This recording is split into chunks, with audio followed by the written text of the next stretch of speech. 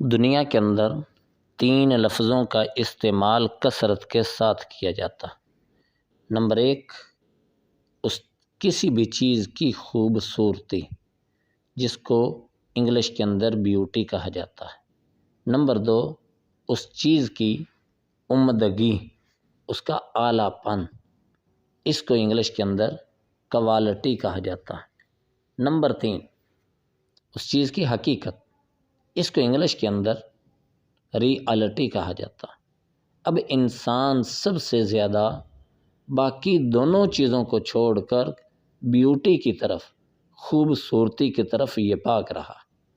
انسان چاہتا ہے کہ اس کی ساری چیزیں یہ خوبصورت ہوں، اس کا مکان، اس کا لباس، مکان کے اندر فرنیچر، مکان کی ہر چیز، اس کی اولاد، اس کی بیوی، یہ سارے کے سارے یہ خوبصورت ہوں، اس کے دوست احباب یہ خوبصورت ہوں۔ جہاں خوبصورتی نظر آئے گی انسان اس کی طرف آگے گا، حقیقت کو چھوڑ دے گا۔ دوسرے نمبر پر جو لفظ آتا ہے وہ ہے کوالٹی کا۔ کوالٹی کو دوسرے نمبر پر چیک کیا جاتا ہے، حالانکہ کوالٹی کا نمبر بیوٹی سے، خوبصورتی سے پہلا۔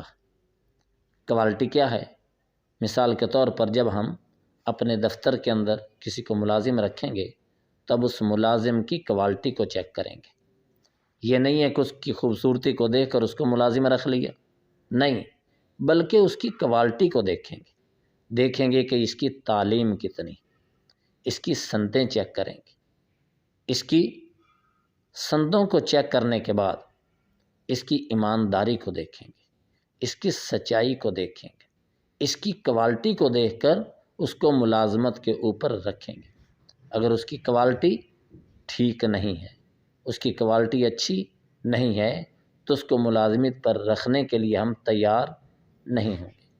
آخر میں آتی ہے اس چیز کی حقیقت کو ہم سب نے چھوڑ دیا۔ اب ہماری حقیقت کیا ہے؟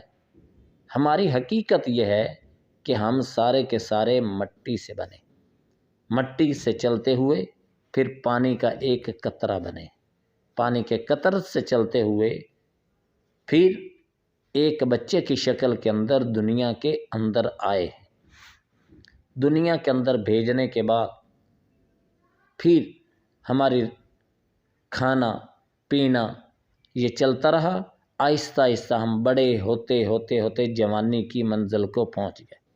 جوانی سے آگے ہوتے ہوئے بڑھاپے کو پہنچیں گے، بڑھاپے کے بعد پھر موت آئے گی، یا موت اس سے پہلے آ جائے، جس کا وقت تو کوئی متعین نہیں ہے، لیکن ترتیب یہ ہے۔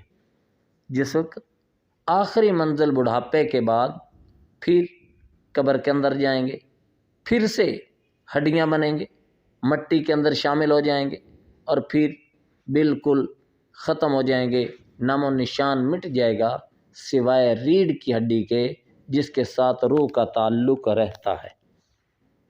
عذاب و ثواب اس کے اوپر ہوتا رہے گا، روح مال جسم کے ساتھ۔ یہ ہے انسان کی حقیقت۔ جب حقیقت یہ ہے، اس حقیقت کے اوپر انسان غور کرے تو پھر یہ تکبر نہیں کر سکتا، پھر یہ غرور نہیں کرے گا۔ غرور اس کو جچے گا نہیں، تکبر اس کو جچے گا نہیں۔ یہ اپنی حقیقت کو دیکھ کر عاجزی کے ساتھ، انکساری کے ساتھ اپنی زندگی کو گزارے گا۔